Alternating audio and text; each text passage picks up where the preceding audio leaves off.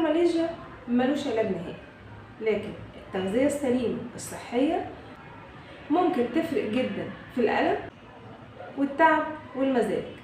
تعالوا نشوف ازاي التغذية ممكن تكون خط دفاع قوي ضد الألم، لأن المرض ده مرتبط بالتهاب مزمن، ضعف في الطاقة، واختلال في الإشارات العصبية.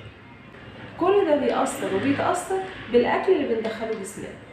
التغذية ممكن تقلل الالتهاب وتحسن النوم وتضيع الألم وتزود الطاقة. طب الأطعمة المضادة للالتهاب زي إيه؟ زي الخضار الورقي الغامق، زي السبانخ، البروكلي، الجرجير.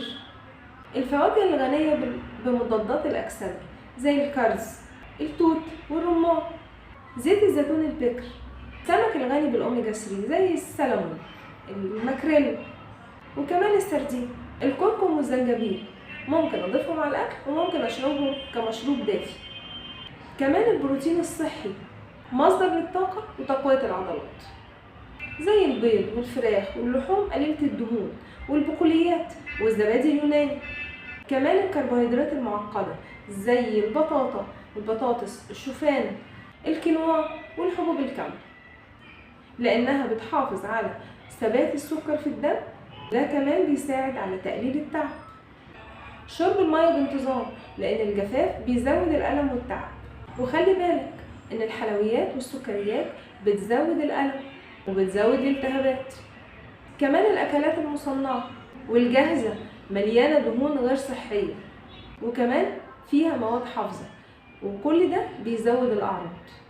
الكافيين الزايد بيزود التوتر ويبوظ النوم. طب أنا لو بحب الكافيين، بحب القهوة، يبقى أشربها في وقت بدري من اليوم. الجلوتين ومنتجات الألبان مع بعض المرضى بيزودوا الأعراض. يبقى المفترض ان انا لما احس ان الاعراض زادت او اكون كلت حاجه زي دي اتابع الموضوع واقلل حبه بحبه واتابع الاعراض. في مكملات ممكن تكون مفيده في الحاله دي، بس لازم طبعا استشاره الطبيب، زي المغنيسيوم بيقلل الالم وبيحسن النوم. فيتامين دي نقصه بيزود التعب. اوميجا 3 مضاد للالتهابات. كمان فيتامين بي 12 ده مفيد للاعصاب وللطاقه. صحيح الفايبروميالجيا مرض مزمن، لكن مش شرط ومش لازم يسيطر على حياتنا. لما نختار أكلنا صح ونتجنب الحاجات اللي بتزود الأعراض، هنقدر نعيش بأقل ألم وأعلى طاقة. ابدأي بخطوات بسيطة وإن شاء الله هتحسي بالفرق.